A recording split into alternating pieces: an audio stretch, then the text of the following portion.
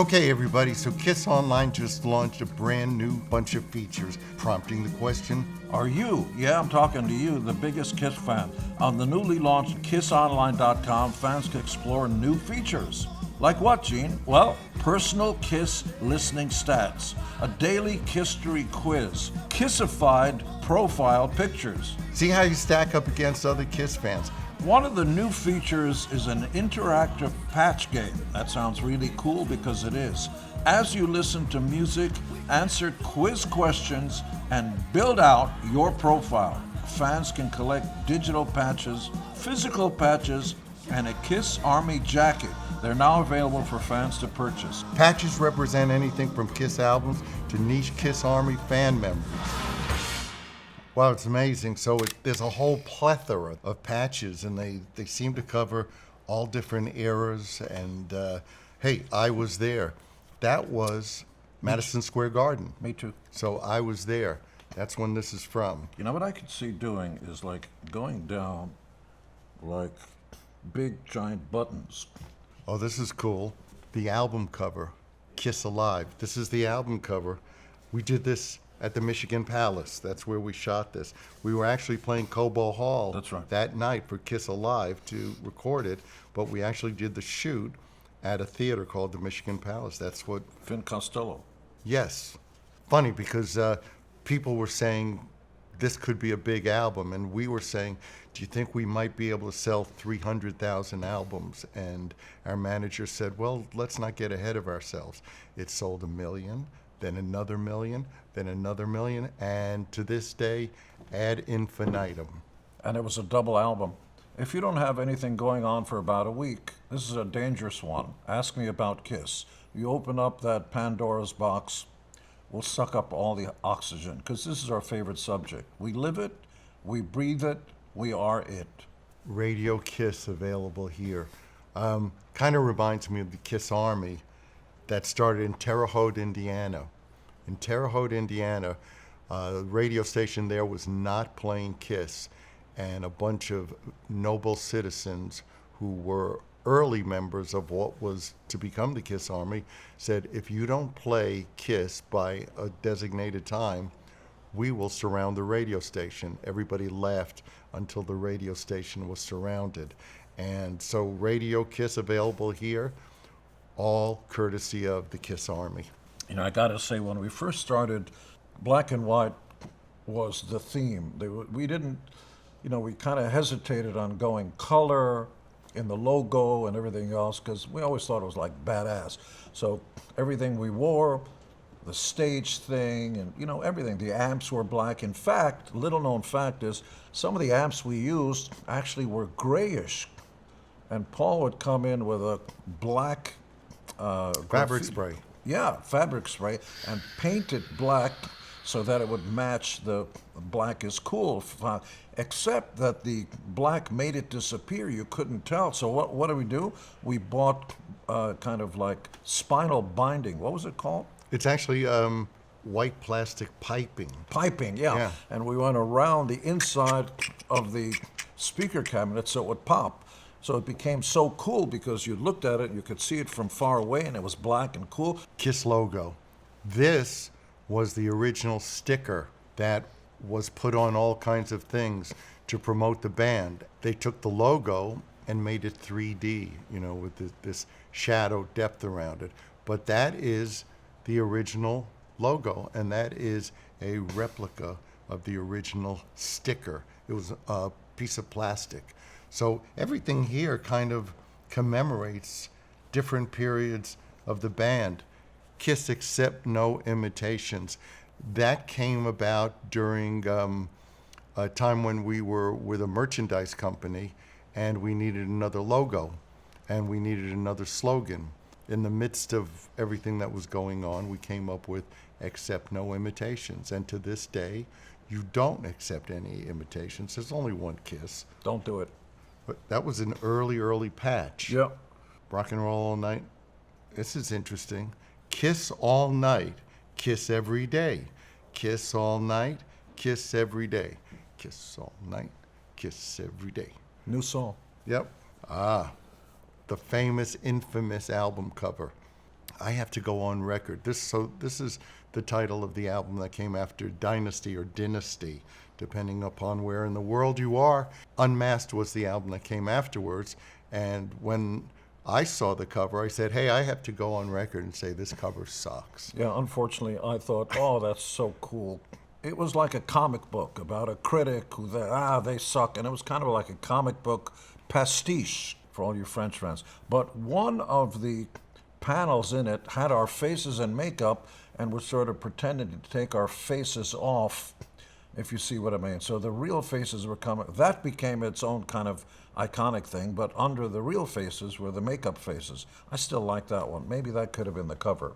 And here we have celebratory patches of the individual members of the band, particularly the original members of the band.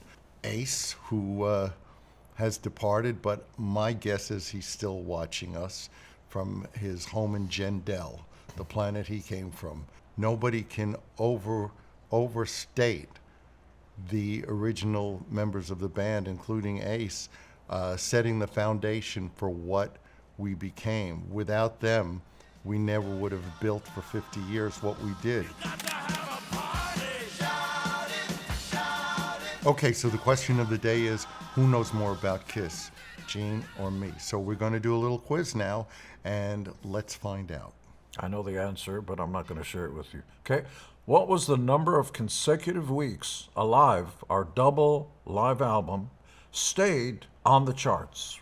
Was it 30 weeks, 45 weeks, 60 weeks, or was it 75 weeks? 60 weeks. Correcto mundo. Okay, this one's going to send you all the way back to the fences. Which KISS song was featured, and of course you know the answer, in a 7-Eleven commercial in the Philippines in 1990s? Love Gun. Was it I Was Made for Loving You? Was it Shout It Out Loud? Or was it Detroit Rock City? Shout it out loud. Answer. I Was Made for Loving You. But of course. Okay, so 1 for 1, right? Yeah. Okay. Which 1980s KISS video featured the band performing with a volcanic background? Was it Heaven's on Fire? Was it All Night? Was it Who Wants to Be Lonely? And was it, apparently you wrote every single song on this list, or was it Tears Are Falling? Oh no, tears are falling. Yeah. He knows. And he wrote it. Which city was the site of the final, the very last KISS show in makeup before our unmasking? Was it Detroit? Was it New York City? Was it Sao Paulo? Or was it San Bernardino? It was Sao Paulo. Yeah, he's right. I was there. Me too. I was there. Yep, you were there. I saw you. You were trying Wait to a take, minute, you were Well, you were trying to take the makeup off, and I said, no, let's wait until you were on the other side of the stage. My side. I never wore glasses, except now. On January 30th, 1973, at the Popcorn Club in Queens, what did KISS receive for playing our very first live show? Was it $25 for the whole band? Was it $50 for the whole band? Was it $100 for the whole band? Or was it free drinks? Free drinks.